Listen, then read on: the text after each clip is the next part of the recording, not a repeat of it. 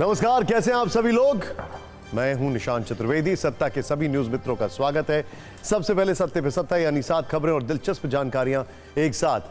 आज पहले हम आपको जमातियों के जुल्म पर बांग्लादेश के मूक दर्शक पीएम मोहम्मद यूनुस की चीटिंग दिखाएंगे। जहां अत्याचार तो हिंदुओं पर हो रहा है, लेकिन हिंदू कितने सुरक्षित हैं इसकी रायशुमारी मुस्लिम समुदाय से होती है। हिंदुओं की कष्ट कथा पर अब कैसे आरएसएस का भी गुस्सा फूटा है वो भी देखिएगा। एक बड़ी खबर पाकिस्तान पर, जिसकी अकड़ निकल गई है। सूत्रों से खबर है कि Pakistan cricket board champions trophy के लिए हाइब्रिड मॉडल पर तैयार हो गया है। मतलब भारत के मैच पाकिस्तान से बाहर होंगे। वैसे पाकिस्तान को लगा होगा कि अगर उसने अपनी जिद नहीं छोड़ी तो 1800 करोड़ का नुकसान हो जाएगा और यह कंगाली में आटा गीला होने वाली बात होगी। कंगाली तो आप समझ ही सकते हैं, बड़ी पुरानी है। आज सत्ता में हम आपको संभल चलो अभियान पर सत्ता का कलेश भी दिखाएंगे। समाजवादी पार्टी के नेताओं को नजरबंद करने पर आज कैसे अखिलेश यादव भड़क गए और उत्तर प्रदेश सरकार पर कौन सा नया आरोप लगाया, इस पर हमने एक शुद्ध पॉलिटिकल यानी राजनीतिक कुंजी तैयार की। संसद में सांसद पद की शपथ लेने के बाद प्रियंका गांधी ने आज वायनाड में धन्यवाद रैली की और उनके साथ राहुल गांधी भी मौजूद थे। इस दौरान राहुल ने फिर बिजनेसमैन गौतम अडानी का नाम लेकर सीधे पीएम मोदी पर कटाक्ष किया, जिस पर सत्ता का कलेश बढ़ना तय है। आज हमने एक पॉलिटिकल कुंजी महाराष्ट्र पर भी तैयार की है, जहां नतीजे आए तो 8 दिन हो गए हैं, लेकिन सीएम का जो ऐलान है वो होना बाकी है। इसीलिए समझेंगे कि आखिर ये पेच कहां फंसा है और शिंदे की नाराजगी के जो दावे किए जा रहे हैं उसमें कितना सच है। और ये बड़ी बात है कि उनकी तबीयत कैसी है अभी, ये भी हम आपको बताएंगे, क्योंकि इसको लेकर भी कुछ खबरें आ रही थी। खैर, एक बड़ी खबर शिमला से भी है, जहां डिस्ट्रिक्ट कोर्ट ने संजौली में मस्जिद की 3 अवैध मंजिल गिराए जाने के आदेश को बरकरार रखा है। कोर्ट ने अवैध निर्माण को गिराने के लिए 20 दिन की डेडलाइन दी है और मुस्लिम पक्ष की याचिका को खारिज कर दिया है। आज सत्ता में हम एक वीडियो कुंजी फेंगल तूफान पर भी खोलेंगे, जिसकी दस्तक से देश के 2 राज्यों में जबरदस्त दहशत है। खबर है कि फेंगल तूफान कुछ देर में तमिलनाडु और पुडुचेरी के तट से टकरा सकता है। उससे पहले इन राज्यों से कुछ परेशान करने वाली तस्वीरें आनी शुरू हो चुकी हैं। लेकिन आज शो की शुरुआत सत्ता के सरप्राइज डोज से करते हैं और आपको एक ऐसा कमाल दिखाते हैं जो देश के दुश्मनों के होश फाख्ता कर देगा।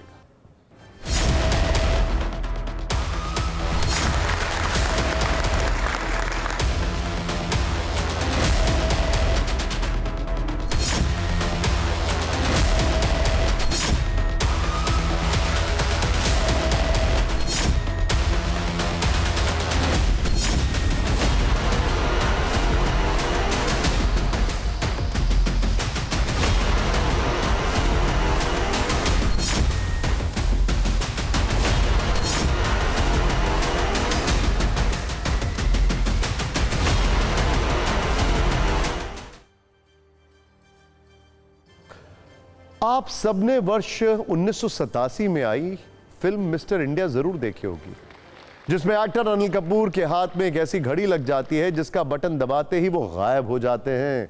लेकिन आने वाले दिनों में इंडियन आर्मी को वो घड़ी तो नहीं, एक ऐसा कवच जरूर मिल सकता है जो भारतीय सेना के जवानों को मिस्टर इंडिया बना देगा।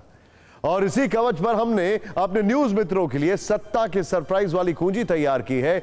दरअसल ये दिलचस्प खबर यूपी के कानपुर से आई है, जहां आईआईटी कानपुर के जो साइंटिस्ट हैं उन्होंने एक ऐसा मटेरियल बनाने का दावा किया है जो किसी को भी अदृश्य कर सकता है। यह मटेरियल एक तरह का कपड़ा है जिसका प्रदर्शन आईआईटी कानपुर में हुए डिफेंस स्टार्टअप एग्जीबिशन में भी किया गया और दावा किया गया है कि इस मटेरियल के पीछे ना तो सैनिक दिखेंगे और ना ही हथियार। दावा है कि यह एक Meta material surface cloning system है जो हमारे जवानों, विमानों और ड्रोन्स को दुश्मनों से बचा सकता है। इसे अनालक्ष्य का नाम दिया गया है और इसकी सबसे खास बात यह है कि पूरी तरह से स्वदेशी है और विदेशों से मंगवाए जाने वाले सरफेस क्लोनिंग सिस्टम से 6 से 7 गुना ज्यादा सस्ता भी है। इसे तैयार करने वाले साइंटिस्ट का दावा है कि यह अनालक्ष्य खास तौर पर भारतीय सेना के लिए बहुत कारगर हो सकता है। जैसे मेटा मटेरियल का आविष्कार आईआईटी कानपुर में किया गया है, उसके पेटेंट के लिए 2018 में आवेदन किया गया था, जो अब मिल भी चुका है और इस तकनीक का ट्रायल भारतीय सेना के साथ 6 साल से चल रहा है। अब हम आपको बताते हैं कि आखिर क्यों इसे भारतीय सेना के लिए ब्रह्मास्त्र जैसा बताया जा रहा है और कैसे यह अनालक्ष्य दुश्मनों को धोखा देने में चैंपियन साबित हो सकता है। आईआईटी कानपुर के अनुसार यह मटेरियल दुश्मनों के रेडार और इंफ्रारेड कैमरे में नहीं दिखेगा और ना ही दुश्मनों के सैटेलाइट और थर्मल इमेजर इसे किसी भी तकनीक से ट्रैक कर सकेंगे। वाओ, यानी एक 5th जनरेशन एयरक्राफ्ट में जो तकनीक होती है वो इस मटेरियल में है। मतलब ये कपड़ा सैनिकों, विमानों और ड्रोन्स को दुश्मनों से बचाने में ट्रम्प कार्ड साबित हो सकता है। इसके अलावा ये किसी भी रेडार को भ्रमित करके सेना के ठिकानों को अदृश्य कर देगा। मतलब अनालक्ष्य नाम का मेटा मटेरियल से भारतीय सेना के बंकर, जीप और हथियार कवर किए जा सकते हैं और दावा है कि कवर करने के बाद कोई भी रेडार किसी भी सामान को डिटेक्ट नहीं कर सकता। सोचिए, जो हमने मेहनत की थी पोखरण का अपना जो एक्सपेरिमेंट छुपाने की, वो नहीं करनी पड़ेगी, सिर्फ कपड़ा डालो सब छुप जाएगा। And then Buddha is laughing, वो कोड वर्ड था उसका। मतलब अगर इस दावे को सच माना जाए तो सोचिए इससे तैयार की हुई ट्रेस भारतीय सेना के जवानों के लिए कितनी फायदेमंद साबित होगी। ड्रेस की बात कर रहे हैं, स्टैंड करेक्टेड, क्योंकि दावा है कि मटेरियल के पीछे क्या है किसी भी तकनीक से इसका पता नहीं लगाया जा सकता। हम आपको अदृश्य करने वाले इस कवच पर एक न्यूज रील दिखाते हैं, जरा ध्यान से देखिए।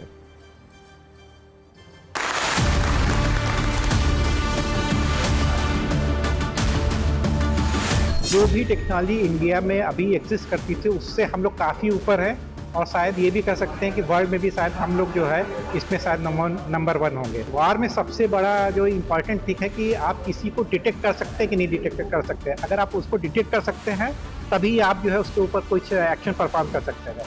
तो मैं जैसे इलेक्ट्रिकल इंजीनियर हूँ, मैं रडार में काफ़ी टाइम से काम कर रहा हूँ, तो मेरे को पता था कि भाई रडार से इसको जो है एक्चुअली डिटेक्ट किया जा सकता है। तो हम लोगों ने जो है ये देखा कि भाई कुछ ऐसी टेक्नोलॉजी डेवलप किया जा सकता है जिससे कि हम लोग ये डिटेक्शन अवॉइड कर सकते हैं। देखिए, अनालक्ष्य एक ऐसा प्रोडक्ट है कि हाँ, इसको हम लोग बोलते हैं मेटा मटेरियल। तो इस चीज़ से बना हुआ है। तो अनालक्ष्य से जब आप एक टेंट बनाएंगे या कोई भी चीज़ को आप ढक देंगे तो उसको रडार डिटेक्ट नहीं करेगा।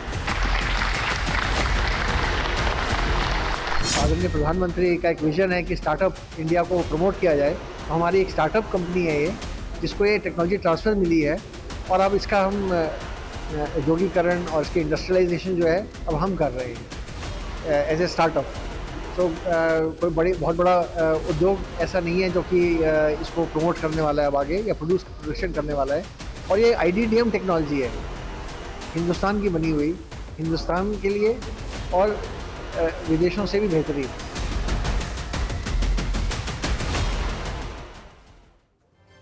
सत्ता की अगली कुंजी फिंगल समुद्री तूफान पर आधारित है। आप समझ ही गए होंगे, जिससे तमिलनाडु और पुडुचेरी में भारी बारिश हो रही है और अब से कुछ देर में यह तूफान दोनों राज्यों से टकराएगा, जिसका असर दिखने लगा है। फिंगल तूफान के टकराने के वक्त हवा की रफ्तार लगभग 90 किलोमीटर प्रति घंटे तक रह सकती है। इसे देखते हुए IMD यानी भारतीय मौसम विभाग ने तमिलनाडु और पुडुचेरी के कई हिस्सों में रेड अलर्ट जारी किया है। मौसम विभाग का अनुमान है कि इस दौरान समुद्र में ऊंची लहरें उठेंगी, भारी बारिश होगी। तूफान को देखते हुए पुडुचेरी सरकार ने राज्य के कई हिस्सों में स्कूल कॉलेज बंद कर दिए हैं, सार्वजनिक सेवाओं को रोक दिया है।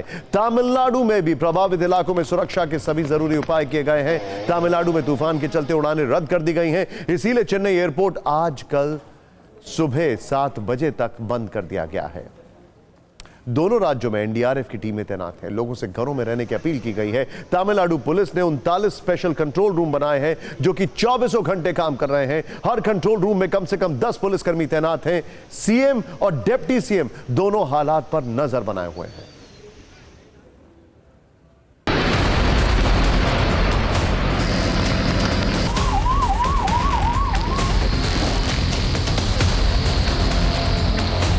दो राज्यों, इधर तमिलनाडु और साउथ कोस्ट आंध्र प्रदेश के साथ और पुदुचेरी में भी इसका प्रभाव पड़ रहा है। अभी तक तो जो तमिलनाडु में बारिश चालू है।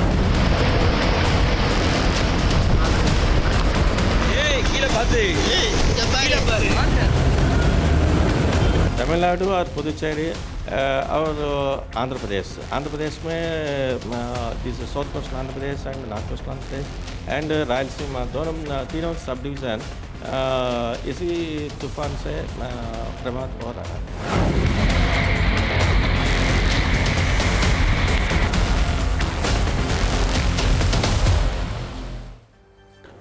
और सत्ता में अब बात बांग्लादेश की, जहां एक तरफ हिंदू विरोधी हिंसा को झूठ और फरेब के सर्वे से ढकने की कोशिश हो रही है, तो दूसरी तरफ वहां से लगातार हिंसक तस्वीरें आ रही हैं, जिससे यूनुस सरकार बेनकाब हो रही है। कल शुक्रवार को चटगांव के मंदिरों और हिंदुओं के घरों में हुए हमले के बाद यूनुस सरकार के प्रेस सचिव शफीकुल इस्लाम ने दावा किया था कि बांग्लादेश में हिंदू सुरक्षित हैं और इस्कॉन पर बैन नहीं लगाया जाएगा। लेकिन इस दावे के कुछ ही घंटों के अंदर बांग्लादेश के भैरव में इस्कॉन मंदिर में तोड़फोड़ की गई और कल से चिन्मय प्रभु के सचिव समेत 3 भक्त लापता हैं। इस्कॉन दावा कर रहा है कि उन्हें पुलिस ने बिना किसी जानकारी के गिरफ्तार कर लिया है। इस सब के बीच आज इस्कॉन कोलकाता के प्रवक्ता राधा रमण दास ने सोशल मीडिया पर एक वीडियो पोस्ट किया, जिसमें बांग्लादेश के भैरव में इस्कॉन मंदिर में हुए तोड़फोड़ के बाद की तस्वीरें हैं। इस वीडियो के में अंदर से पूरा मंदिर तहस नहस दिख रहा है। कल ही शुक्रवार के नमाज के बाद चटगांव में गोविंद मंदिर और सनातनेश्वरी मंदिर और काली मंदिर समेत कई मंदिरों पर कट्टरपंथियों ने हमला किया था, जिसके बाद सेना को तैनात तक करना पड़ा था। एक तरफ इस्कॉन के सदस्यों के खाते फ्रीज कर दिए गए हैं, मंदिरों पर हमले हो रहे हैं और कल से चिन्मय दास के सचिव समेत 3 भक्त लापता हैं। राधा रमण दास ने दावा किया है कि चिन्मय कृष्णदास प्रभु के सहायक सेवक श्री आदि पुरुष श्यामदास और भक्त रंगनाथ दास ब्रह्मचारी प्रभु को कुछ समय पहले पुलिस ने बिना किसी वारंट के गिरफ्तार कर लिया। उन्हें उस समय गिरफ्तार किया गया जब वो जेल में चिन्मय प्रभु को भोजन देने गए थे। यानी दावों से उलट बांग्लादेश में कट्टरपंथियों और यूनुस सरकार हिंदुओं और इस्कॉन पर अत्याचार ढाने में कोई कसर नहीं छोड़ रही है। हालांकि सबके बीच में बांग्लादेश सरकार ने सर्वे वाली चीटिंग शुरू कर दी। हिंदू विरोधी हिंसा पर दुनिया भर में बढ़ रहे दबाव के बीच यूनुस सरकार अब झूठा नैरेटिव गढ़ने और प्रोपेगेंडा को बढ़ाने के लिए बांग्लादेशी मीडिया का सहारा ले रही है। बांग्लादेशी मीडिया ने अल्पसंख्यकों पर वायरस ऑफ अमेरिका का सर्वे एक जारी किया है, जिसमें दावा किया गया है कि यूनुस सरकार में अल्पसंख्यकों की सुरक्षा बढ़ा दी गई है। यह सर्वे अक्टूबर के आखिर में किया गया था, जिसके अनुसार 64.1% लोगों का मानना है कि यूनुस सरकार पिछली शेख हसीना सरकार की तुलना में अल्पसंख्यकों को ज्यादा सुरक्षा दे रही है। सर्वे में शामिल लोगों में से 15% से ज्यादा लोगों ने माना कि स्थिति पहले से खराब हो गई है, जबकि करीब 18% ने महसूस किया कि इसमें कोई बदलाव नहीं आया है। सर्वे में 1000 लोग शामिल थे, जिनमें से 92 से ज्यादा प्रतिशत ने खुद को मुस्लिम बताया है। इसका मतलब है कि जो बांग्लादेशी कट्टरपंथी मुस्लिम हिंदुओं पर हमला कर रहे हैं, उन्हीं से पूछकर बता दिया गया कि बांग्लादेश में हिंदू सुरक्षित हैं। इस सर्वे में करीब 14% मुस्लिमों का मानना था कि यूनुस सरकार के तहत अल्पसंख्यक ज्यादा सुरक्षित हुए हैं, जबकि करीब 34% गैर मुसलमानों का मानना है कि स्थिति पहले से बेहद खराब हुई है। अब सवाल है कि जब बांग्लादेश में हिंदुओं की स्थिति इतनी तेजी से खराब हो रही है, तो भारत सरकार क्या कर रही है? विदेश मंत्रालय ने 2 बार इस पर बयान जारी किया है। 26 नवंबर को अपने पहले बयान में विदेश मंत्रालय ने कहा था कि चिन्मय कृष्णदास की गिरफ्तारी और जमानत न दिया जाना गहरी चिंता का विषय, और 29 नवंबर को दूसरे बयान में विदेश मंत्रालय ने कहा कि अंतरिम सरकार को सभी अल्पसंख्यकों की सुरक्षा की अपनी जिम्मेदारी निभानी चाहिए। आज राष्ट्रीय स्वयंसेवक संघ ने भी पहली बार आधिकारिक तौर पर बांग्लादेश हिंदुओं पर बयान दिया। आरएसएस के सर कार्यवाह दत्तात्रेय होसबोले ने कहा कि केंद्र सरकार को हिंदुओं का उत्पीड़न रोकने के लिए हर संभव प्रयास करना चाहिए। संघ ने बांग्लादेश की अंतरिम सरकार से भी हिंदुओं पर हो रहे अत्याचार को रोकने और चिन्मय को तुरंत जेल से रिहा करने की अपील की है। इस सब के बीच में भारत में विश्व हिंदू परिषद समेत अलग अलग संगठनों ने बांग्लादेश सरकार के खिलाफ प्रदर्शन शुरू कर दिया है। कल कोलकाता में इस्कॉन ने बांग्लादेश के डिप्टी हाई कमीशन के सामने प्रदर्शन किया था। आज हैदराबाद, असम, हरियाणा समेत अलग अलग जगहों पर प्रदर्शन हुए।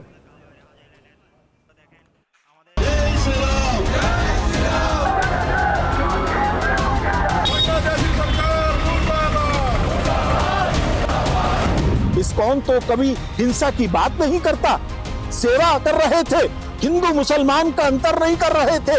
कोरोना पीरियड में लाखों लोगों को भोजन कराते थे, जिसमें मुसलमान भी शामिल था। जिनका नमक खाया आज वो उन्हीं पर अत्याचार कर रहे हैं।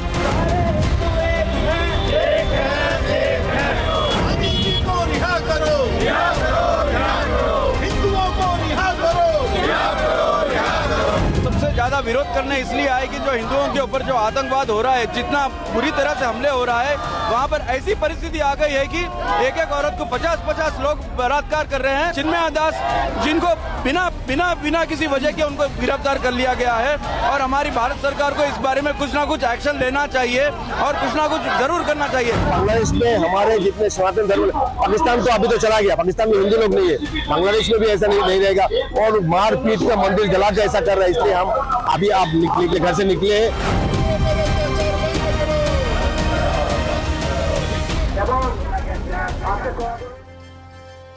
सरकार बांग्लादेश में हिंदुओं की स्थिति पर चिंतित है, तो यूनुस सरकार से लगातार हालात को काबू में करने के लिए कह भी रही है। अगर इसके बाद भी हिंदुओं पर हमले नहीं रुकते हैं तो सरकार के पास क्या क्या विकल्प है। बांग्लादेश कई मामलों में भारत पर आश्रित है। बांग्लादेश की अर्थव्यवस्था और रोजमर्रा की जिंदगी बड़े पैमाने पर भारत से आयातित सामानों पर निर्भर है। इनमें पहले नंबर पर ईंधन और ऊर्जा है। भारत बांग्लादेश को पेट्रोलियम उत्पाद और बिजली सप्लाई करता है। अगर भारत ने इसकी सप्लाई रोकी तो वहां के उद्योग धंधे और बिजली उत्पादन ठप हो सकते हैं, बिजली का संकट हो सकता है। बांग्लादेश का कपड़ा उद्योग उसकी अर्थव्यवस्था की रीढ़ है और यह भारत के कपास और पर निर्भर है। अगर भारत कच्चा माल रोक दे, बांग्लादेश तबाह हो सकता है। भारत बड़े पैमाने पर चावल, गेहूं और दाल जैसे खाने पीने के सामान बांग्लादेश को भेजता है। अगर भारत ने इस पर बैन किया तो खाने पीने का संकट हो जाएगा। बांग्लादेश के अस्पताल भारतीय दवाओं और चिकित्सा उपकरणों पर निर्भर हैं। ऑटोमोबाइल, सीमेंट और स्टील जैसी सामग्री भी भारत से बांग्लादेश को सप्लाई होती है। सोचिए, अगर भारत इन सप्लाई को रोकता है का फैसला करता है तो बांग्लादेश में न केवल उद्योग धंधे बंद हो सकते हैं बल्कि आम लोगों के लिए जीवन भी कठिन हो जाएगा। मोटी मोटी बात यह है कि अगर भारत ने छींक भी दिया तो वहां पर न सिर्फ जुकाम बल्कि फीवर भी हो जाएगा। सवाल यह है कि जब भारत के पास इतने विकल्प हैं तो भारत सख्त कदम क्यों और कब उठाएगा?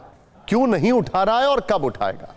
भारत के पास व्यापारिक और कूटनीतिक दोनों तरह के विकल्प हैं, लेकिन मौजूदा सरकार यह सुनिश्चित करना चाहती है कि बांग्लादेश के आम नागरिक, जिनमें मुस्लिम समुदाय भी शामिल है, को किसी तरह परेशानी ना हो।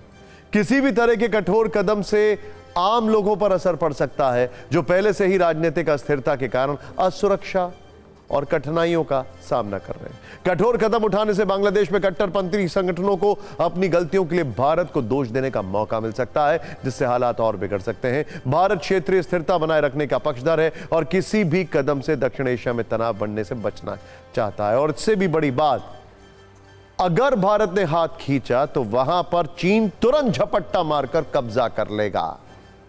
यह एक और फैक्टर। तो क्या बांग्लादेश में ऐसे ही हिंदुओं की हत्या होगी, इस्कॉन पर हमले होंगे और भारत चुपचाप चिंता जाहिर करता रहेगा? नहीं, ऐसा नहीं है। भारत बांग्लादेश सरकार के साथ हाई लेवल बातचीत कर उस पर दबाव बना सकता है।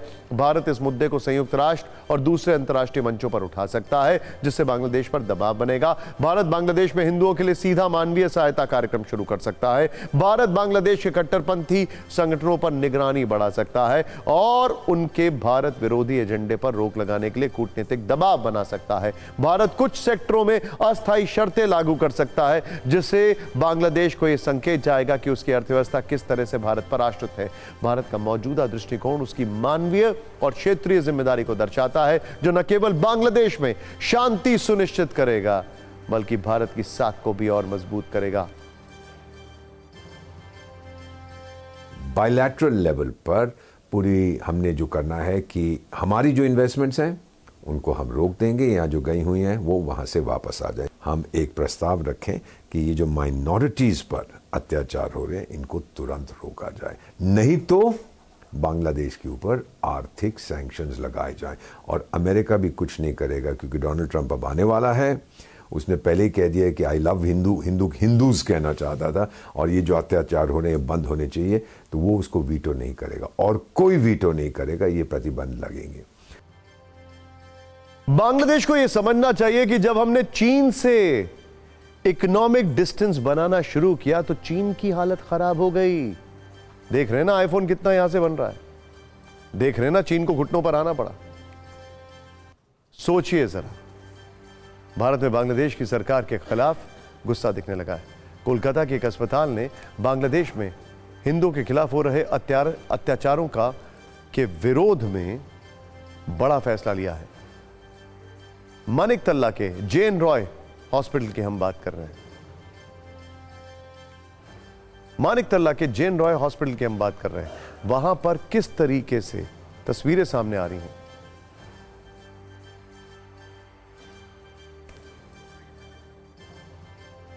कि वो अब तक बांग्लादेशी मरीजों का इलाज नहीं करेगा तब तक हिंदुओं पर हमले बंद ना हो जाएं। अस्पताल ने कहा है कि हमने एक नोटिफिकेशन जारी किया है कि अनिश्चित काल तक हम किसी भी बांग्लादेशी मरीज को इलाज के लिए भर्ती नहीं करेंगे। उन्होंने शहर के दूसरे अस्पतालों से भी ऐसा ही करने की अपील की है। वहाँ का यूनिवर्सिटी में, वहाँ का मेडिकल कॉलेज में, वहाँ का छात्रावास में, हर जगह पे हम लोगों का जो नेशनल फ्लैग, हम लोग का तिरंगा वहाँ पे पैरों से रौंदा जा रहा है। और ये जो काम जो वहाँ का स्टूडेंट कर रहे हैं, वहाँ का बुद्धिजीवी लोग कर रहे हैं, और उसके खिलाफ कोई भी आवाज़ नहीं उठा रहा है। पहले हमारा आत्मसम्मान है, पहले हमारा देश है, नेशन फर्स्ट है। हम इससे पहले हम लोग का बिजनेस भी नहीं है, इंसानियत भी नहीं है। अगर स्वाभिमान में लगेगा तो आप को हम ट्रीटमेंट भी नहीं देंगे, क्योंकि आप लोग यहाँ पे आते हो लाखों के तादाद में, ट्रीटमेंट लेते हो, फिर चले जाते हो। क्यों आपका बहू बेटी, आपका बच्चों, आपका घर का स्टूडेंट लेके हमारा नेशनल फ्लैग में चलेंगे? ऐसे कैसे चलेगा? ये प्रोटेस्ट है, ऐसा प्रोटेस्ट चलेगा और इसी तरीके से हम लोग प्रोटेस्ट कर रहे हैं। संभल में हिंसा के बाद अब जिले में भले ही शांति हो, लेकिन राजनीति में इसकी आग ठंडी पड़ने के बजाय बढ़ती जा रही है, क्योंकि अब नेताओं का संभल चलो अभियान शुरू हो चुका है और उत्तर प्रदेश का पुलिस प्रशासन उसे किसी भी हाल में रोकने पर अड़ा हुआ है। जैसे आज समाजवादी पार्टी का डेलीगेशन संभल कूच के लिए अपनी पूरी तैयारी करके बैठा था, लेकिन प्रशासन ने इस एजेंडे को पहले ही कदम पर रोक दिया और कई नेताओं को नजरबंद कर दिया। इनमें यूपी के नेता प्रतिपक्ष माता प्रसाद पांडे से लेकर एसपी प्रदेश अध्यक्ष श्यामलाल पाल तक का नाम शामिल है। आज इन नेताओं को पुलिस ने लखनऊ से ही नहीं निकलने दिया। इसके अलावा बरेली समेत दूसरे भी कई शहरों में समाजवादी नेता हाउस अरेस्ट किए गए और यह देखकर पार्टी के अध्यक्ष अखिलेश यादव का पारा चढ़ गया और उन्होंने तुरंत इस पर अपना गुस्सा दिखाया। अखिलेश यादव ने इसे शासन और सरकार के प्रबंधन की नाकामी बताया और लिखा कि अगर सरकार दंगा फसाद और उन्मादी नारे लगाने वालों पर इस तरह के प्रतिबंध लगाती तो संभल में माहौल बिगड़ता ही नहीं। अखिलेश ने संभल में ऊपर से नीचे तक पूरे प्रशासन पर साजिशन लापरवाही के लिए कार्रवाई करने की मांग की है। साथ ही यह भी लिखा है कि संभल के प्रशासन पर हत्या का मुकदमा चलाया जाना चाहिए। हालांकि संभल में पुलिस प्रशासन के सामने अपनी चुनौतियां हैं और उसने यह कमिटमेंट कर लिया है कि वो फिलहाल किसी भी हाल में नेताओं के संभल चलो अभियान को सफल नहीं होने देगी। लेकिन समझिए प्रशासन नेताओं को संभल पर नो एंट्री का बोर्ड क्यों दिखा रहा है। दरअसल संभल में हिंसा के बाद से 10 दिसंबर तक धारा 163 लागू की गई है। धारा 163 लागू होने की वजह से संभल में कहीं भी भीड़ के जमा होने पर रोक है। संभल में बाहरी लोगों के प्रवेश की पाबंदी को बढ़ाकर अब 10 दिसंबर तक कर दिया गया है और प्रशासन ने साफ कह दिया है कि जरूरत पड़ने पर इस रोक को 31 दिसंबर तक बढ़ाया जा सकता है। इसके अलावा कल ही सुप्रीम कोर्ट ने यूपी सरकार और संभल प्रशासन को शांति व्यवस्था सुनिश्चित करने को कहा है। हालांकि एसपी डेलीगेशन को रोकने पर समाजवादी पार्टी ने यह आरोप लगाया है कि यूपी सरकार संभल का कोई बहुत बड़ा सच देश से छिपा रही है।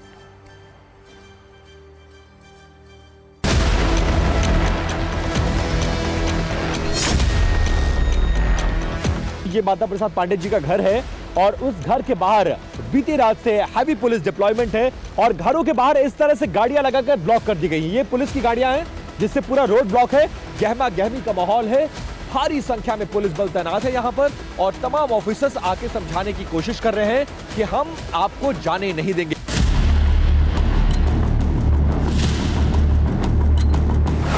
क्या करें, हम लोगों को तो घेरे हैं, निकलने नहीं दे रहे हैं। घर पर है, निकले थे, गाड़ी चारों तरफ लगा दी रास्ते में अपनी पुलिस की। तो ये जा रहे हैं दिल्ली।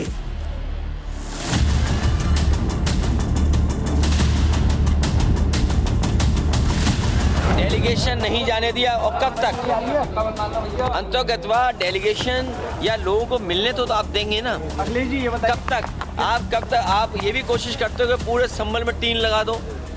याद कीजिए, लखनऊ में टीन लगाई थी, क्या संभल में भी टीन लगा देंगे? हर जगह थे। बीजेपी कभी भी शांति नहीं चाहती। देखिए, समाजवादी पार्टी के मुखिया अखिलेश यादव जी को अपने गिरेबान में झांकना चाहिए। संभल की जो घटना है, ये समाजवादी पार्टी के संरक्षित अपराधियों की देन है। जो संभल के अपराधी हैं वो सब समाजवादी हैं। अखिलेश यादव जी को प्रदेश की, देश की जनता से माफ़ी मांगनी चाहिए। हर स्थिति में हम वहाँ कानून के राज को मेंटेन करेंगे। ये उसको राजनीतिक पर्यटन समझ रहे हैं।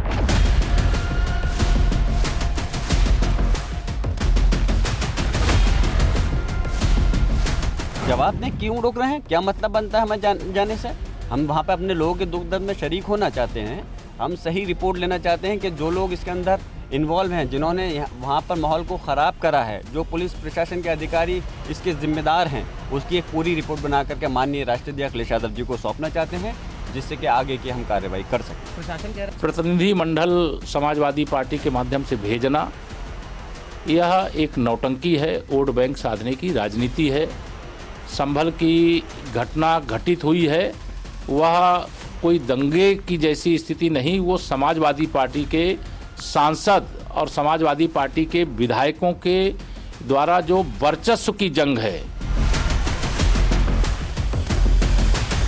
हाई कोर्ट का जस्टिस यहाँ आए, उसका गठन हो आयोग का, और गठन होने के बाद में हुआ यहाँ आए, वो देखेगा, वो बताएगा किसकी गलती किसकी नहीं। प्रशासन हम संभल की जनता पर आरोप लगा रहा, संभल की जनता कह रही है कि इसको कोई आयोग बना के इसकी जांच कराया जाए, सब दूध का दूध पानी का पानी हो जाएगा। करें ना, हिम्मत करें।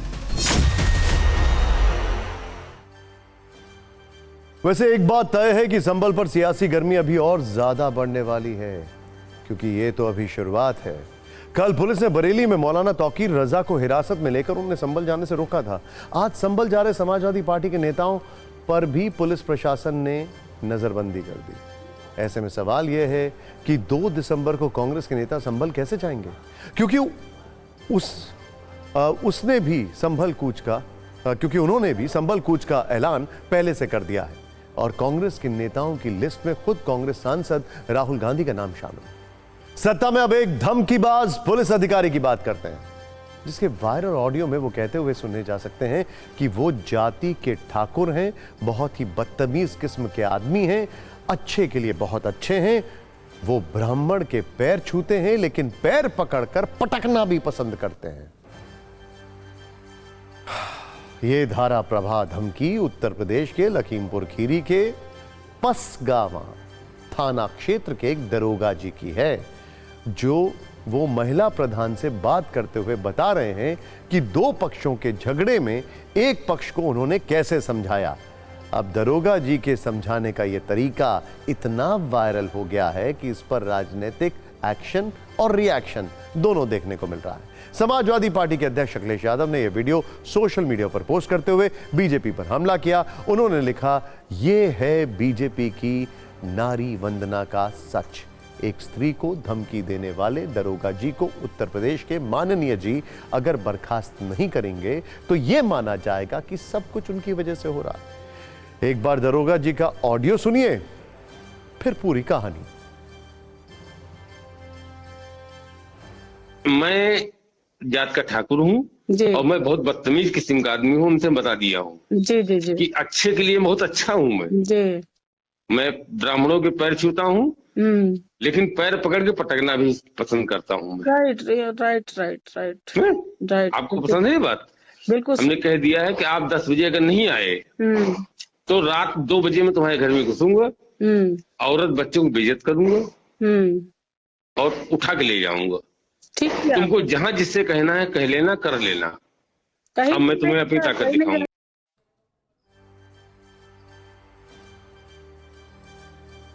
सुना आपने? दरअसल ये पूरा मामला 22 दिन पुराना है।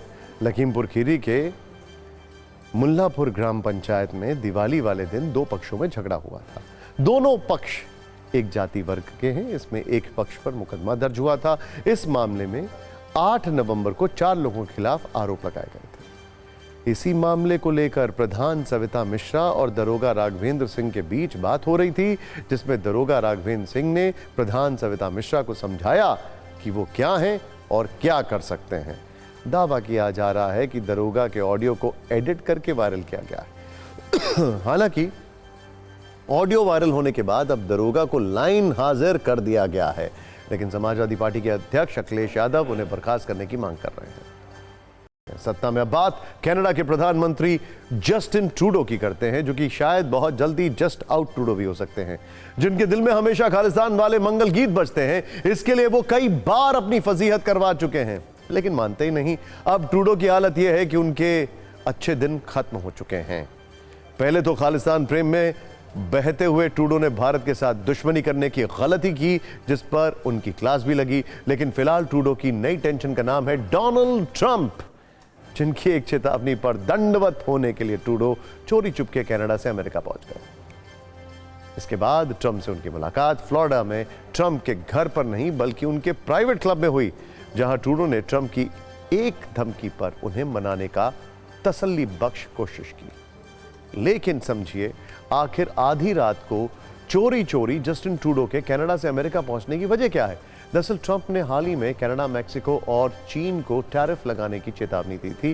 ट्रंप ने कनाडा और मैक्सिको से आने वाले सभी उत्पादों पर 25% टैरिफ लगाने का बयान दिया था और कहा था कि ड्रग्स की तस्करी और अवैध प्रवासियों को रोकने के लिए टैरिफ जरूरी है।